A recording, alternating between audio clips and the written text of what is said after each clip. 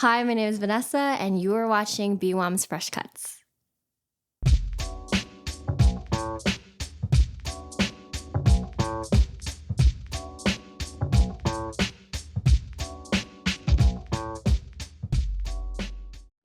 There was a time when my voice was non-existent, because my honesty had the ability to bring out the sun onto everything that manifested in the dark.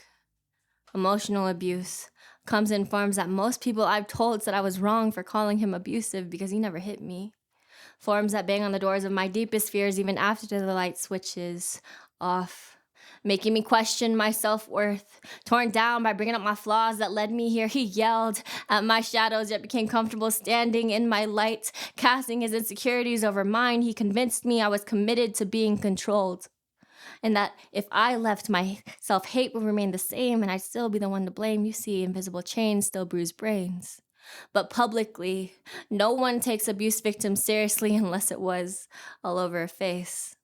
With every argument, my loyalty was questioned for impurities, like if I left, it was me who gave up, couldn't change, couldn't handle constructive criticism or a grown-up relationship. To him, the abuse was normal.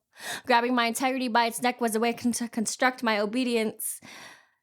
Destructive behavior to make my silence immediate. He said he loves me because I was a fighter. He said he loves me because I owned my mistakes, but he downloaded all of his sins into my drive, twisted motivation to hide my bright side. He knew I couldn't shine if he made my darkness levitate. I've survived my prescription glasses being snatched from my face so I couldn't drive away, my phone slapped out of my hand and destroyed so I couldn't call for help, the coffee table flipped in my direction, furniture broken, clothes ripped to shreds, being locked in a basement, getting kicked out of bed, and the list goes on because leaving wasn't an option, because when the silence settles and my voice turns into a scripted recording, I become too ashamed to tell the real story because our story is never enough. Scared of being judged, weak, victim shamed, didn't try hard enough shamed, can't keep a man shamed, divorced, shamed. Because after the first forgiven strike, I watched my opportunities to leave disappear into the dangerous current while I sank into the persistent gaslightings. And if you can hear me right now, and your voice slips words that don't match your self-worth, slit open by your lover's deafening thunder, decreasing your limits by poisoning your sky, then please don't let anyone tell you you're not trapped when they've never been wrapped in your shackles, never had their mind locked by encrypted manipulation, never had been coded in triggers, never had to break down firewalls built to block out emotional support to make you think that if you leave, you become a vulnerability, because that's what these chains do until you break them. My Blood be the Nogoan, dark and scary to some, but still a memorable classic. My Blood be Abenahar, the Gillian Lonian's finest. My blood be pressure, talent, ambition. When my dad and his siblings opened up a Filipino restaurant, I worked while on vacation as their temporary waitress, and I've never been so proud to be Filipino. Knowing that the table I walk towards is moments away from tasting the exact same food that raised me. Seasoned my bones in bravery, measured perfectly by limbs and senses. Traditional metrics never had use in our kitchen. It's the aromatics of my cultural identity, so how can I not know when it's right? When there's enough garlic and onion, when there's enough salt and pepper. We practice our preferences until our children are born with patterned palates. These people have no idea they're consuming clones of my soul. My dad taught me everything I know about food. He would take all day preparing my favorite Filipino dish. It's this Filipino oxtail curry called kare-kare. And when this dish is ordered, I smile.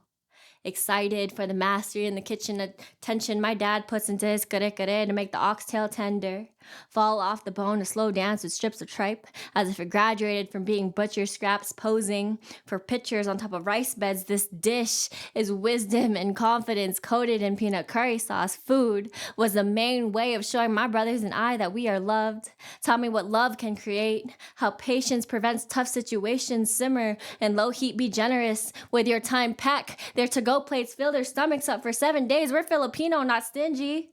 My dad reminds me that Filipino food is powerful and that I am a well-seasoned Ilocano queen, and I like my adobo more sour than sweet. Extra lemon and tamarind in my sinigang, heavy on the bok choy and garlic, personality for my pancit. I'm a day one palabok type of ate, and it's always free my kuyas. And I mean, ading hold my lumpia, because when dad is cooking, we listen.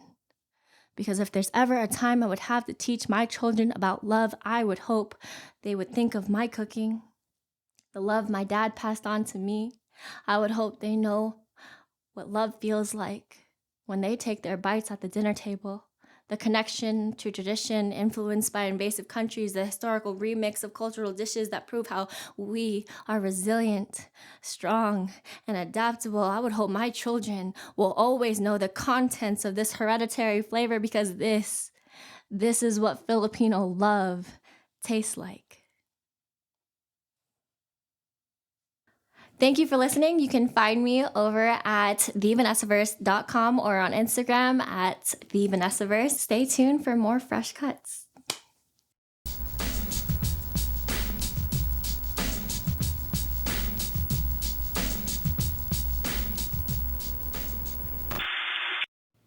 Okay. Is that weird? No.